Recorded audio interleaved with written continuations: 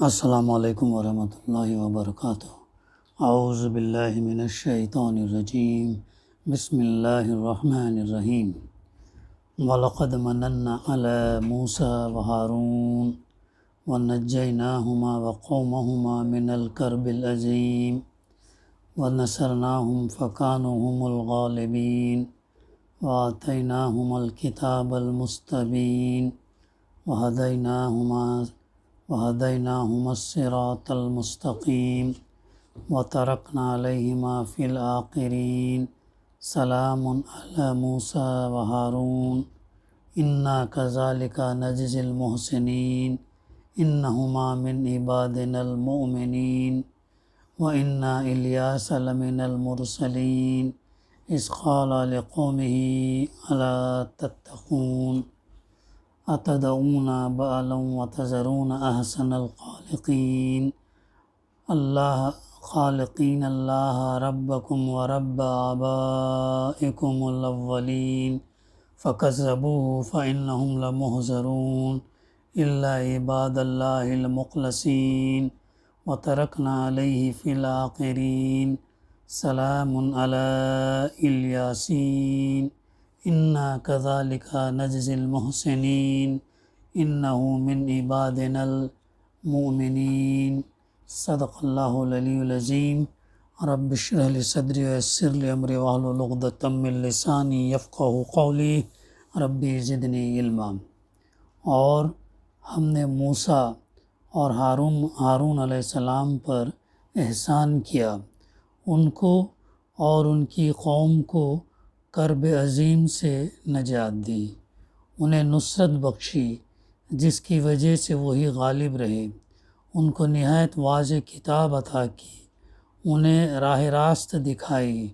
اور بعد کی نسلوں میں ان کا ذکر خیر باقی رکھا۔ سلام ہے موسیٰ اور ہارون علیہ السلام پر، ہم نیکی کرنے والوں کو ایسی ہی جزا دیتے ہیں، در حقیقت وہ ہمارے مومن بندوں میں سے تھے۔ اور الیاس علیہ السلام بھی یقیناً مرسلین میں سے تھا۔ یاد کرو جب اس نے اپنی قوم سے کہا تھا کہ تم لوگ ڈرتے نہیں ہو، کیا تم بال کو پکارتے ہو؟ بال یعنی بال کے لغوی معنی ہوتے ہیں آقا، سردار اور مالک کے ہیں۔ شوہر کے لیے بھی یہ لفظ بولا جاتا تھا اور متعدد مقامات پر خود قرآن مجید میں استعمال ہوا۔ تو اس کو پکارتے ہو اور احسن الخالقین کو چھوڑ دیتے ہو، اس اللہ کو جو تمہارا اور تمہارے اگلے پچھلے آباء و اجداد کا رب ہے، مگر انہوں نے اسے جھٹلا دیا، سو اب یقیناً وہ سزا کے لیے پیش کیے جانے والے ہیں، سوائے ان بندگان خدا کے جن کو خالص کر لیا گیا تھا۔ اور الیاس کا ذکر خیر ہم نے بعد کی نسلوں میں باقی رکھا۔ سلام ہے الیاس علیہ السلام پر، ہم نیکی کرنے والوں کو ایسی ہی جزا دیتے ہیں، واقعی وہ ہمارے مومن بندوں میں سے تھا۔ سورہ الصافات کی تفسیر کا سلسلہ الحمدللہ جاری ہے۔ گزشتہ ہمارے مطالعے میں ابراہیم علیہ السلام کی سیرت کا مطالعہ آ چکا ہے الحمدللہ۔ اللہ سبحانہ وتعالیٰ عظیم قربانی کا تذکرہ کیا اور تا قیامت تک کے لیے اسے امت مسلمہ پر جو ہے وہ ایز سنت جو ہے جاری اور ساری کر دیا۔ اب ابراہیم علیہ السلام کے بعد ہم یہاں دیکھتے ہیں اللہ تعالیٰ موسیٰ اور ہارون علیہ السلام پر احسان کیا تذکرہ، اور ان کو اور ان کی قوم کو کرب عظیم سے نجات دی، یعنی اس شدید مصیبت سے جس میں وہ فرعون اور اس کی قوم کے ہاتھوں مبتلا تھے۔ موسیٰ علیہ السلام جس دور میں آئے اس وقت غالباً روایات میں آتا ہے کہ فرعون جو ہے 16واں فرعون تھا مصر میں، حالانکہ موسیٰ علیہ السلام جو بات آتی ہے 300 سال یوسف علیہ السلام کے بعد آئے۔ یوسف علیہ السلام کنعان فلسطین سے نکل کر مصر میں جو ہے انہوں نے اللہ کی بندگی کی طرف لوگوں کو بلایا۔ سورہ یوسف کے اندر وہ تمام واقعہ جو ہے حسن القصص، بہترین واقعہ، سبق، عبرت، نصیحت کے لیے کہا گیا۔ اس میں بات آتی ہے کہ کس طریقے سے انہوں نے اس مصر کے اندر جو بت پرستی تھی، سورج کی اور دوسرے معبودان باطل کی وہ پرستش کرتے تھے، کاہن تھے وہاں پر، تو کیسے سنگین حالات میں تنہا یوسف علیہ السلام نے پورے مصر کو جو ہے دین اسلام پر لے آئے، دین اسلام پر چند سال کے اندر ہی۔ حالانکہ اس دوران تقریباً کچھ سال جو ہے وہ جیل میں بھی رہے۔ جیل سے رہا ہونے کے بعد جو حیرت انگیز طور پر ذمہ داری لے کر انہوں نے جو کام کیا، تو سارا ملک مصر جو ہے پھر توحید کے اوپر آ گیا۔ اور یہی وہ مصر ہے جو آگے چل کر دوبارہ جو توحید کے اوپر تھے، پھر اپنے والدین کو اور اپنے بھائیوں کو کنعان سے مصر بلاتے ہیں، اور مصر میں ان کے لیے جو ہے بڑی فرٹائل لینڈ اور جو ہے انہیں عطا کرتے ہیں، اور کئی سال تک جو ہے پھر وہ سلسلہ توحید کا اور ایک اللہ کی بندگی کا جاری رہتا ہے۔ لیکن دھیرے دھیرے فرعونیت اور پھر بت پرستی اور پھر معبودان باطل کا ایسا یہ آ جاتا ہے کہ موسیٰ علیہ السلام جب وہیں مصر میں آتے ہیں، اسی بنی اسرائیل میں سے، اس وقت جو ہے دوبارہ مصر کے اندر کیا ہوتا ہے، پھر یہی بت پرستی، شرک اور فرعون کا ظلم، زیادتی جو ہے جاری ساری رہتا ہے۔ تو اللہ تعالیٰ نے موسیٰ علیہ السلام کو وہاں مصر بھیجتا ہے۔ موسیٰ علیہ السلام اپنے بھائی ہارون کو بھی اللہ سے درخواست کر کے ہارون کو بھی اپنے ساتھ لیتے ہیں، اور اللہ کے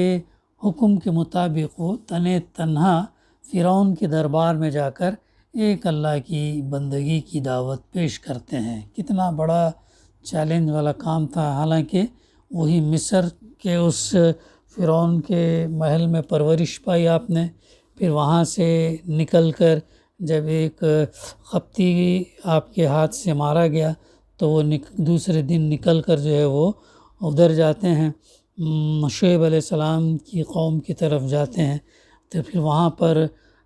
پھر وہ واقعہ الگ ہے، کس طریقے سے موسیٰ علیہ السلام پھر 2 لڑکیوں کی مدد کرتے ہیں جو شعیب علیہ السلام کی بیٹیاں ہوتی ہیں، انہیں پانی بھر کر دیتے ہیں، اس میں سے ایک سے پھر شادی ہوتی، معاہدہ ہوتا 8 سے 10 سال وہ وہاں پر رہیں گے۔ اس شعیب علیہ السلام کے مقام کا نام جو ہے ابھی ذہن میں آ رہا نہیں مجھے، تو وہاں سے پھر وہ نکلتے ہیں 10 سال ہونے کے بعد میں، پھر راستے میں اللہ تعالیٰ راستے میں وہ آگ دیکھتے ہیں، تو اس آگ لینے کے لیے جاتے ہیں، اور ساتھ ساتھ راستہ بھی معلوم ہو، تو وہاں پر جو اللہ تعالیٰ ان کو نبوت سے سرفراز کرتا ہے۔ اور اس کے بعد مدین ہے وہ مقام شعیب علیہ السلام کا، تو پھر مدین سے لوٹتے وقت راستے میں آگ دیکھتے ہیں، اور نبوت سے سرفراز ہونے کے بعد سیدھا فرعون کے پاس جاتے ہیں، فرعون کے سامنے جو معجزات پیش کرتے ہیں، اور 2 معجزات تو اللہ تعالیٰ نے ان کو دیا تھا، ایک تو عصا جو ساتھ میں رکھے ہوتے، اور دوسرا معجزہ اپنا سیدھا ہاتھ اپنے بغل میں ڈال کر نکالتے تو چمکتا ہوا نکلتا تھا۔ تو یہ 2 معجزات کے علاوہ 7 اور معجزات تھے جو فرعون کی قوم نے اپنے آنکھوں سے مشاہدہ کیا، لیکن اس کے باوجود بھی چند لوگ ہی ایمان لے کر آئے۔ تو اللہ تعالیٰ وہ یاد دلا رہا ہے پھر ان کس طریقے سے جو ہے موسیٰ علیہ السلام اور ان کے ساتھ جو لوگ ایمان لائے ان کو وہ جو ہے دریا کیسے پار کرواتا، جب پیچھے فرعون کی فوج ہوتی ہے، سامنے دریا ہوتا ہے، تو پھر اللہ تعالیٰ جو ہے حکم دیتا ہے کہ جو ان کی قوم بار بار مطالبہ، کہاں ہے اللہ کی مدد، کہاں ہے اللہ کی مدد، جب اس عصا مارتے ہیں تو راستہ پانی میں بن جاتا، اور جب یہ نکلتے ہیں، جب یہ پورا پار کرتے ہیں تو فرعون دیکھتا ہے کہ یہ جو ہے اس راستے سے نکلے ہیں تو وہ بھی اپنی فوج کے ساتھ اس میں داخل ہوتا، اور جب بیچ میں ہوتا ہے تو اللہ تعالیٰ پانی کو ملا دیتا، اور اس طریقے سے وہ قوم جو ہے وہ اپنے فرعون کے ساتھ غرق ہوتی ہے۔ اور عبرت کے لیے اللہ تعالیٰ نے فرعون کی لاش کو یہ رکھا، نشانی کے طور پر رکھا تاکہ لوگ جان لیں۔ یہ واقعہ کو بھی ہم دیکھتے ہیں، تقریباً 2500-3000 سال جو ہے بہرحال ہو چکے ہیں، اور ہم فرعون کی لاش بھی آج فرانس اور ایجپٹ کی میوزیم میں ہے۔ فرانس اس کا جانا آنا ہوتے رہتا ہے اس کی ٹریٹمنٹ کے لیے، اور اس کے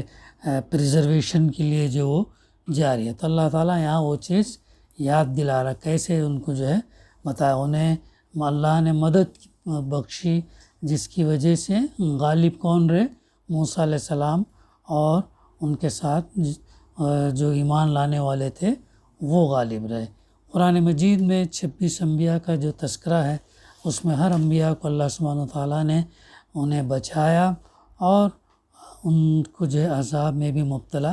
نہیں کیا، اور ان کے ساتھ جو لوگ ایمان لائے ان کو بھی بچایا۔ اور یہاں پہ وہی یاد دلا رہا ہے، بتا رہا ہے کہ کیسے وہ غالب رہے۔ اور پھر موسیٰ علیہ السلام کو بھی نہایت واضح کتاب اللہ تعالیٰ نے عطا کی، پھر انہیں سیدھ راہ راست دکھائی، موسیٰ علیہ السلام کو بھی اور جو ان کے ماننے والے تھے سیدھا راستہ ان کو دکھایا، اور بعد کی نسلوں میں ان کا ذکر خیر باقی رکھا۔ اب دیکھیں ہمارے تک قرآن مجید میں ان کا تذکرہ رکھا، قیامت تک وہ باتیں رہیں گی، جب بھی ہم پڑھیں گے، سمجھ کر پڑھیں گے، تفسیر کا مطالعہ کریں گے تو تمام تفصیلات وہ آئیں گے، کیسے موسیٰ علیہ السلام کی پوری سیرت، پوری زندگی کے واقعات، مشکلات، مصائب، لیکن الٹیمیٹلی ان کی کامیابی ہمارے سامنے جو ہے آج بعد کی نسلوں میں اللہ تعالیٰ نے ان کا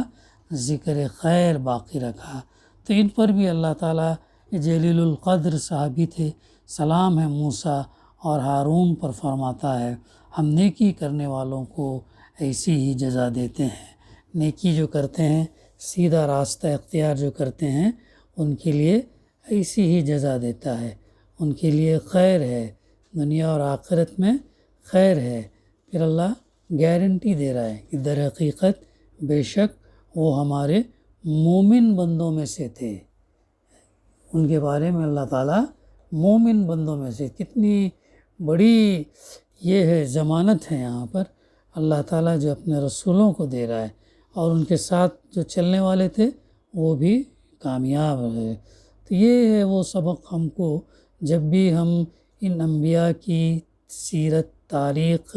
ان کے واقعات کو جب ہم مطالعہ کریں گے، واقعہ گوئی ہمارا مقصد نہ ہو، بلکہ اس سے ہم سبق لیں گے کہ کیسے کٹھن حالات کے اندر بھی جو ہے وہ راہ حق کو نہیں چھوڑے، سیدھا راستہ نہیں چھوڑے، بلکہ جمے رہے، ڈٹے رہے، اس پر ثابت قدم رہے، استقامت بتائی، تو اللہ تعالیٰ نے ان کو کامیاب کیا۔ پھر اب اس کے بعد اللہ تعالیٰ تذکرہ کر رہا ہے ایک اور پیغمبر نبی کا، اور الیاس علیہ السلام بھی یقیناً مرسلین میں سے تھے۔ حضرت الیاس علیہ السلام انبیاء بنی اسرائیل میں سے تفسیر ہے، ان کا ذکر قرآن مجید میں صرف 2 ہی مقامات پر آیا ہے، ایک یہ مقام ہے اور دوسرا سورہ انعام آیت نمبر 85 میں۔ موجودہ زمانے کے محققین ان کا زمانہ 875 اور 850 بیفور کرائسٹ یعنی قبل مسیح کے درمیان، یعنی عیسیٰ علیہ السلام کو گزرے ہوئے 2023 سال ہو رہے، یعنی ان سے 875 یا 50 سال یعنی 3000 سال پہلے کا واقعہ ہے۔ کس کا؟ الیاس علیہ السلام کا، کے درمیان کرتے ہیں۔ وہ جلعاد کے رہنے والے تھے۔ قدیم زمانے میں جلعاد اس علاقے کو کہتے ہیں جو آج کل موجودہ ریاست اردن یعنی جارڈن کے شمال اضلاع پر مشتمل ہے، اور دریائے یرموک کے جنوب میں واقع ہے۔ بائبل میں ان کا ذکر ایلیا تشبی، ایلیجا دی تشبیٹ کے نام سے کیا گیا ہے۔ ان کے مختصر حالات میں یہ معلوم پڑتا ہے کہ حضرت سلیمان علیہ السلام کی وفات کے بعد ان کے بیٹے رجام کی نااہلی کے باعث بنی اسرائیل کی سلطنت کے 2 ٹکڑے ہو گئے۔ ایک حصہ جو بہت المقدس اور جنوبی فلسطین پر مشتمل تھا آل داؤد کے قبضے میں رہا، اور دوسرا حصہ جو شمالی فلسطین پر مشتمل تھا اس میں ایک مستقل ریاست اسرائیل کے نام سے قائم ہو گئی، اور بعد میں سامریہ اس کا صدر مقام قرار پایا۔ اگرچہ حالات دونوں ہی ریاستوں کے دیگرگوں تھے، لیکن اسرائیل کی ریاست شروع ہی سے ایسے سخت بگاڑ کی راہ پر چل پڑی تھی جس کی بدولت اس میں شرک اور بت پرستی، ظلم، ستم اور فسق اور فجور کا زور بڑھتا چلا گیا، یہاں تک کہ جب اسرائیل کے بادشاہ عاقیب احب نے موجودہ لبنان کے بادشاہ کی لڑکی ایزابل سے شادی کر لی تو یہ فساد اپنی انتہا کو پہنچ گیا۔ اس مشرک شہزادی کے اثر میں آ کر یہ بادشاہ عاقیب خود بھی مشرک ہو گیا۔ اس نے سامریہ میں بال کا مندر اور مذبح تعمیر کیا، خدا واحد کی پرستش کی بجائے بیل یا بال کی پرستش رائج کرنے کی بھرپور کوشش کی، اور اسرائیل کے شہروں میں علانیہ بال کے نام پر قربانیاں کی جانے لگیں۔ یہی زمانہ تھا جب حضرت الیاس علیہ السلام ایک منظر عام پر نمودار ہوئے، اور انہوں نے جلعاد سے آ کر عاقیب کو نوٹس دیا، تیرے گناہوں کی پاداش میں اب اسرائیل کے ملک پر بارش کا ایک قطرہ بھی نہ برسے گا۔ دیکھیں، ہم غور کریں کہ کیسے کٹھن حالات تھے۔ ان کٹھن حالات میں انبیاء کو اللہ تعالیٰ بھیجتا ہے، نبیوں کو بھیجتا ہے، اور وہ لوگ ان مشکل ترین دور کے اندر کام کرتے ہیں، گھبراتے نہیں، ڈرتے نہیں، اپنی دنیا نہیں بناتے، بلکہ ڈائریکٹ انہوں نے بادشاہوں جیسے فرعون کو اللہ تعالیٰ نے کہا موسیٰ علیہ السلام کو اللہ نے کہا جاؤ فرعون کے پاس اور اس کو راہ راست پر لاؤ، اسی طریقے سے الیاس علیہ السلام کو بھی اللہ تعالیٰ اس دور کے اندر بھیجا، اور انہوں نے جو ہے اسے نوٹس دی اس بادشاہ کو۔ خدا کے نبی کا یہ قول حرف بحرف صحیح ثابت ہوا، اور 3.5 سال تک بارش بالکل بند رہی۔ کہاں پر؟ اس مقام پر، فلسطین میں جو کتنا فرٹائل لینڈ ہے، پر آخرکار عاقیب کے ہوش کچھ ٹھکانے آئے، اور اس نے حضرت الیاس کو تلاش کر کے بلوایا۔ جب 3.5 سال تک بارش نہیں آئی تو پھر تلاش کر کے حضرت الیاس علیہ السلام کو بلایا۔ انہوں نے بارش کے لیے دعا کرنے سے پہلے یہ ضروری سمجھا کہ اسرائیل کے باشندوں کو اللہ رب العالمین اور بال کا فرق اچھی طرح بتا دیں۔ اس غرض کے لیے انہوں نے حکم دیا کہ ایک مجمع عام میں بیل کے پجاری بھی آ کر اپنے معبود کے نام پر قربانی کریں، اور میں بھی اللہ رب العالمین کے نام پر قربانی کروں گا۔ جیسے یوسف علیہ السلام اپنے دور میں کاہنوں کے ساتھ چیلنج یہ کرتے ہیں، ویسے ہی جو ہے یہاں پر بھی الیاس علیہ السلام کرتے ہیں۔ دونوں میں سے جس کی قربانی بھی انسان کے ہاتھوں سے آگ لگائے بغیر غیبی آگ سے بھسم ہو جائے، اس کے معبود کی سچائی ثابت ہو جائے گی۔ عاقیب نے بادشاہ نے یہ بات قبول کر لی، چنانچہ کوہ کارمل پر اس بال کے 850 پجاری، باپ رے باپ کتنے ہیں،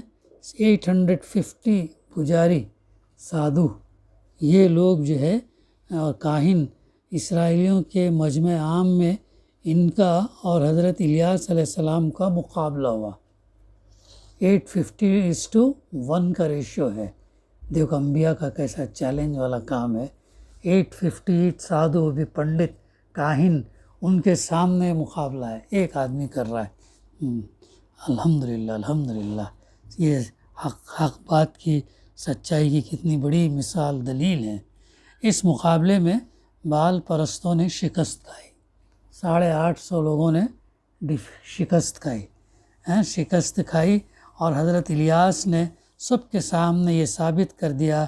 کہ بال ایک جھوٹا خدا ہے، اصل اللہ وہی ایک اکیلا اللہ ہے جس کے نبی کی حیثیت سے وہ معمور ہو کر آئے ہیں۔ یہ انہوں نے یوسف علیہ السلام کیسے ثابت،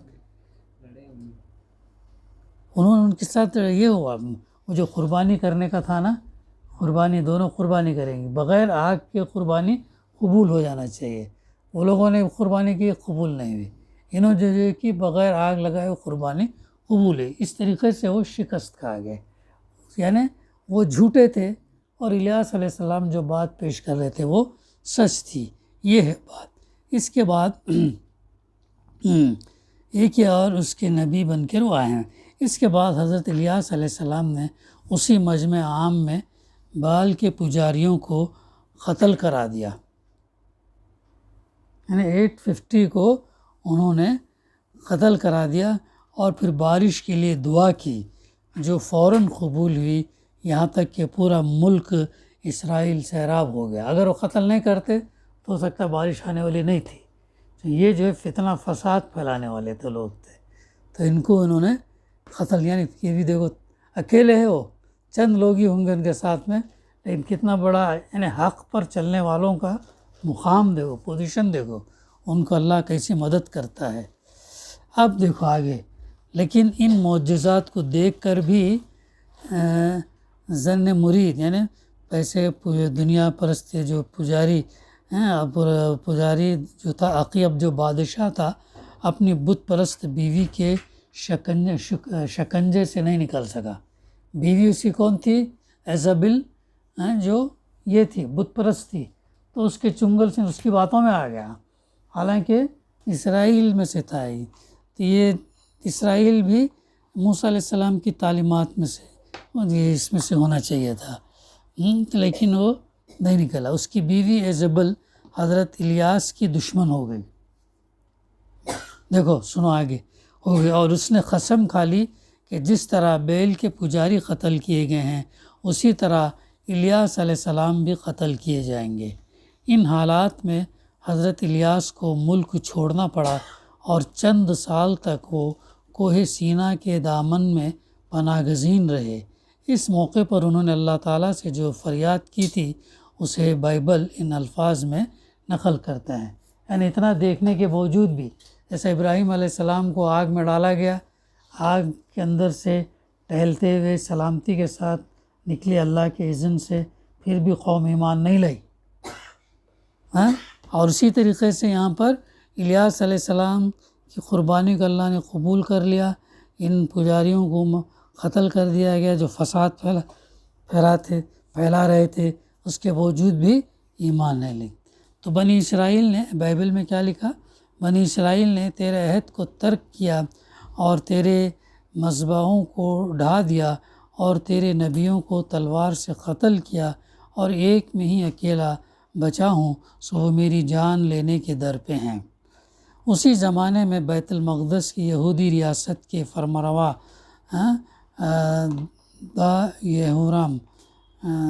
یہورام نے اسرائیل کے بادشاہ عقیب کی بیٹی سے شادی کر لی، اور اس مشرک شہزادی کے اثر سے وہی تمام خرابیاں جو اسرائیل میں پھیلی ہوئی تھی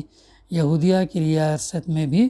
پھیلنے لگیں۔ حضرت الیاس علیہ السلام نے یہاں بھی فریضہ نبوت ادا کیا اور یہورام کو ایک خط لکھا جس کے یہ الفاظ بائبل میں نقل ہیں: خداوند تیرے باپ داؤد کا خدا یوں فرماتا ہے، اس لیے کہ تو نہ اپنے باپ یہوشافط کی راہوں پر اور نہ یہودا کے بادشاہ آسا کی راہوں پر چلا، بلکہ اسرائیل کے بادشاہوں کی راہ پر چلا ہے، اور یہودا اور یروشلم کے باشندوں کو زناکار بنایا جیسا عقیب کے خاندان نے کیا تھا، اور اپنے باپ کے گھرانے میں سے اپنے بھائیوں کو جو تجھ سے اچھے تھے قتل بھی کیا۔ سو دیکھ، خداوند تیرے لوگوں کو اور تیری بیویوں کو اور تیرے سارے مال کو بڑی آفتوں سے مارے گا، اور تو اتڑیوں کے مرض سے سخت بیمار ہو جائے گا، یہاں تک کہ تیری اتڑیاں اس مرض کے سبب سے روز بروز نکلتی چلی جائیں گی۔ یہ تذکرہ جو اس میں ملتا ہے، اس خط میں حضرت الیاس علیہ السلام نے جو کچھ فرمایا تھا وہ پورا ہوا، جو کچھ انہوں نے یہ کہا تھا پورا ہوا۔ پہلے یہورم کی ریاست بیرونی حملہ آوروں کی طاقت سے تباہ ہوئی اور اس کی بیویوں تک کو دشمن پکڑ لے گئے، پھر وہ خود اتڑیوں کے مرض سے ہلاک ہوا۔ چند سال کے بعد حضرت الیاس پھر اسرائیل تشریف لے گئے اور انہوں نے عقیب کو اور اس کے بعد اس کے بیٹے اغزیہ کو راہ راست پر لانے کی مسلسل کوشش کی، مگر جو بدی سامریہ کے شاہی خاندان میں گھر کر چکی تھی وہ کسی طرح نہ نکلی۔ آخرکار حضرت کی بددعا سے عقیب کا گھرانہ ختم ہو گیا اور اس کے بعد اللہ تعالیٰ نے اپنے نبی کو دنیا سے اٹھا لیا۔ یہ ہے وہ تفصیل الیاس علیہ السلام کی، جو نبی تھے اور کیسے انہوں نے بھی دیکھو یہ جو واقعات جو آتے ہیں اس سے ہم کو انسپریشن لینا ہے، اس سے ہم کو سبق لینا، نصیحتیں لینا، کیسے یہ لوگ تنہا کیسے اللہ کے راستے پر یہ لوگ چلتے تھے، کیسے لوگوں کو راہ راست پر لاتے اور کیسے اپنی بات کو وہ لوگ پیش کرتے تھے۔ تو اور بھی ہے، تو انشاءاللہ آئندہ ہم اس کا مطالعہ جاری رکھیں گے۔ دعا ہے کہ اللہ سبحانہ و تعالی ہمیں اسے صحیح سمجھنے اور اسے صحیح سبق لینے اور اپنی عملی زندگی کے اندر دعوتی کام اور اس سے رہنمائی حاصل کرنے کی اللہ تعالی ہمیں توفیق عطا کرے۔ ربنا تقبل منا انک انت السمیع العلیم وتب علینا انک انت التواب الرحیم۔ صلی اللہ تعالی علی خیر خلقہ وعلی آلہ وصحبہ اجمعین والحمد للہ رب العالمین۔